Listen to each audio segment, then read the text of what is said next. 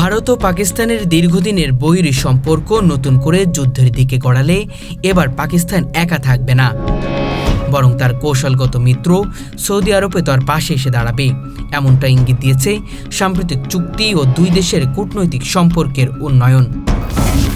সম্প্রতি রিয়াদ ও ইসলামাবাদ একটি গুরুত্বপূর্ণ স্ট্র্যাটেজিক মিউচুয়াল ডিফেন্স এগ্রিমেন্ট স্বাক্ষর করেছে, যার মূল বক্তব্য হল, যদি পাকিস্তান বা সৌদি আরবের উপর বাইরের কোনো দেশ সামরিক হামলা চালায় তবে একে উভয়ের উপর আক্রমণ হিসেবে বিবেচনা করা হবে এবং প্রয়োজন হলে যৌথভাবে প্রতিরোধ গড়ে তোলা হবে। এই প্রেক্ষাপটে পাকিস্তানের প্রতিরক্ষা মন্ত্রী খাজা আসিফ সরাসরি ঘোষণা দিয়েছেন যে ভারত ও পাকিস্তানের মধ্যে যদি কোনো পূর্ণমাত্রায় যুদ্ধ বাধে তবে সৌদি আরব নিঃসন্দেহে পাকিস্তানের পাশে দাঁড়াবে। দুই দেশের এই সম্পর্ক হঠাৎ করে গড়ে ওঠেনি। ইতিহাস বলছে পাকিস্তানের পারমাণবিক কর্মসূচির শুরু থেকে সৌদি আরবের পরোক্ষ সমর্থন পেয়েছে, একটি ভারসাম্য রক্ষার অংশ হিসেবে দেখছে। তবে প্রশ্ন হলো, যুদ্ধের সময় সৌদি আরব পাকিস্তানকে কতদূর সহায়তা করবে?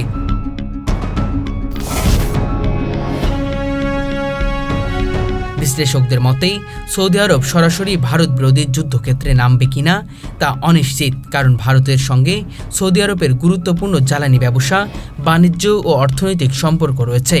তাই রিয়াদ হয়তো সরাসরি যুদ্ধে জড়াবে না, কিন্তু কূটনৈতিক সমর্থন, অর্থনৈতিক সহযোগিতা, সামরিক সরঞ্জাম বা গোয়েন্দা তথ্য দিয়ে পাকিস্তানের পাশে থাকবে। এই অবস্থাকে অনেক বিশেষজ্ঞ শর্ত সাপেক্ষে মিত্রতা হিসেবে অভিহিত করছেন। পাকিস্তানকে ঘিরে সৌদি আরবের অবস্থান স্পষ্ট হলে স্বাভাবিকভাবেই ভারতের সঙ্গে সৌদির সম্পর্ক টানাপোড়েন থাকবে, আর অন্য উপসাগরীয় দেশগুলো যারা ভারতের বড় বাজারের উপর নির্ভরশীল তারা কি অবস্থান নেবে তা নিয়েও অনিশ্চিত তৈরি করেছে। এর সঙ্গে যুক্ত হয়েছে পাকিস্তানি পারমাণবিক শক্তি নিয়ে নতুন বিতর্ক। অনেকেই আশঙ্কা করছেন সৌদি আরব পাকিস্তানের পারমাণবিক ছাতার ভরসায় মধ্যপ্রাচ্যে নিজেদের নিরাপত্তা নিশ্চিত করার কৌশল নিতে পারে।